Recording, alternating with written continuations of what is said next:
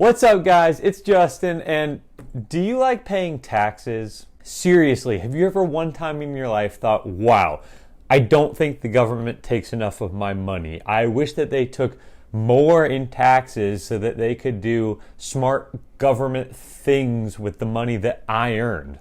Well, if your answer to that question is no, I'm happy to report that you're not alone. We unanimously hate being taxed. We get taxed on our income, our investments, our real estate, the things that we buy, the things that we sell, and pretty much everything in between. Heck, America was founded by people who firmly held the belief that paying taxes stinks. And while I'm not much of a drinker of tea myself, I have to agree with them. So if you hate being taxed, I think that the path of logic leads to the assumption that you enjoy being untaxed, and you may not know this, but there's actually a way to hide your investments from the government. To legally hide your investments from the government. No, old Joe won't come knocking at your door looking for his paycheck if you keep your investments in a really awesome tax-advantaged account, and that is the Roth IRA. What are the rules of these accounts? Who can use them? And how did Peter Thiel make over $5 billion in his Roth IRA that the government will never get a penny of? Stick around to the end of the video and maybe you can become a Roth IRA billionaire yourself. And don't forget, if you have not slapped that like button, that subscribe button, turned on the notifications, well, I'm just going to assume you're one of those people that likes getting taxed extra, and this video isn't for you anyway. Carry on. All right, the Roth IRA. Chances are good that you've heard of the Roth IRA before, maybe in a personal finance class where the teacher read you the dictionary definition that a Roth IRA is an individual retirement account under United States law that is typically not taxed upon distribution, assuming certain conditions are met. Small aside here, why is personal finance taught this way in school? I think personal finance is awesome and one of the most important things you can learn at a young age, but pretty much everyone has the same experience of either not being taught personal finance at all or having it be the most boring class on the schedule. I think that that's for another video.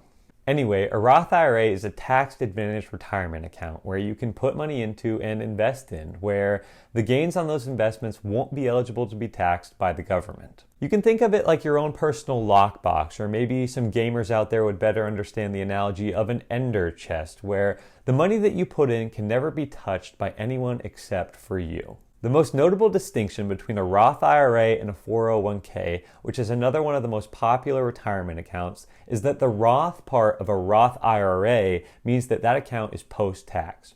So, when you get your paycheck, you'll notice that money has probably already come out. Very sad. And the amount at the end that actually makes it into your bank account is your post-tax money.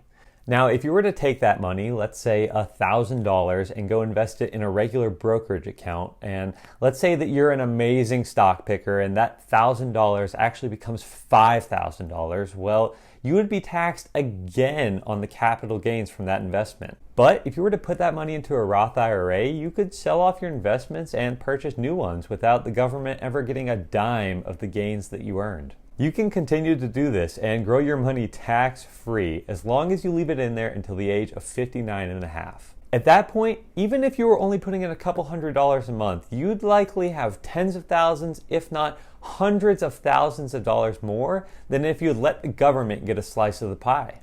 And the great thing is, you can actually withdraw your original contributions from the account at any time, even before 59 and a half, without being penalized. Now, with such a powerful tool like this, there are some restrictions. You can contribute no more than $6,000 a year if you're under 50 and $7,000 a year if you're over 50. And you do have to have your income fall below certain limits to be eligible. And that probably opens up the question of how Peter Thiel, with a limit of only $6,000 to put into his account each year, was able to grow his Roth IRA to $5 billion. I will not apologize for teaching you something, but I know this is what you're here for. So strap in, because this stuff is crazy. Way back in 1999, a 32-year-old Peter Thiel opened up a Roth IRA. He wasn't making much money at the time, and the income that he made working for a startup wasn't nearly enough to put him over the limit that we talked about earlier. Well, as it happens, the startup company that Peter Thiel was working for was PayPal. And he bought $1,700 worth of PayPal stock at the absolute steal of 1/10 of a penny per share. That gave him an unfathomable 1.7 million shares of PayPal, which of course absolutely took off and made him a fortune. But he didn't stop there.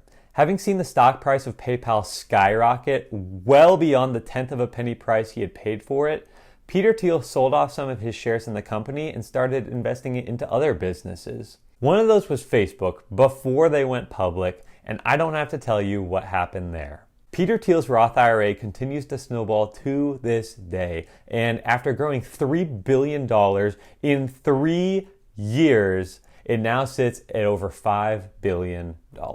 I think that number is honestly difficult to wrap the human brain around, and while I was doing my research for this video, I found this really helpful graphic from ProPublica. The big green square right there is a representation of Peter Thiel's $5 billion Roth IRA, and the small green square, which is in reality just a singular pixel, is what the average American has in their Roth IRA, $39,000. Don't get discouraged. That doesn't mean you're doing bad. That just means you aren't a mega rich tax loopholing Roth IRA billionaire. But can you become one? Well, before the Peter Thiel news broke, it was as easy as getting in early at a crazy successful startup company, getting to buy shares at an ultra discounted price, watching the company go public, and seeing your wealth absolutely explode.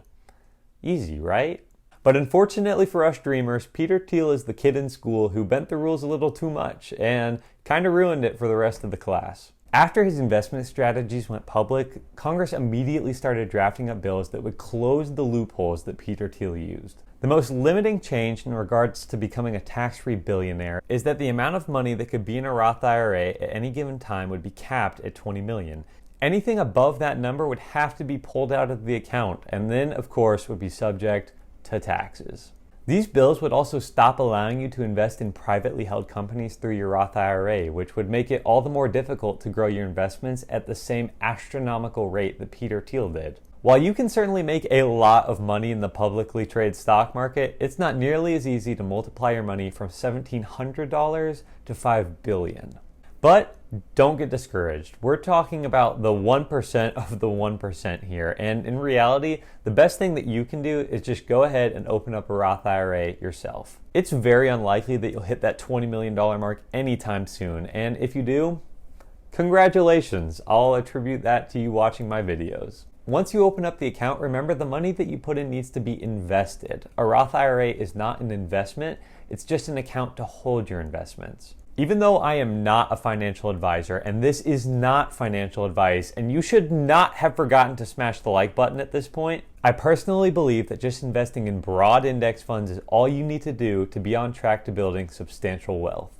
Like I talked about in my Becoming a Millionaire video, it only takes a couple $100s a month to build a fortune, and when you're doing that tax-free, it gets even easier. It's important to remember that nobody has ever accused the government of being speedy or consistent, and while these changes are being talked about now, it could take years for them to be put into place, if at all. A new group of people could absolutely come into power and undo all of these changes, or make restrictions even tighter. We just don't know. So the best thing that you can do right now is simply start investing. Whether you see Peter Thiel as the superhero or the supervillain of this story, I think it's awesome that this headline has brought so much attention to such a great personal finance tool. If you haven't taken the first steps in building wealth, well, this is the perfect opportunity to do so.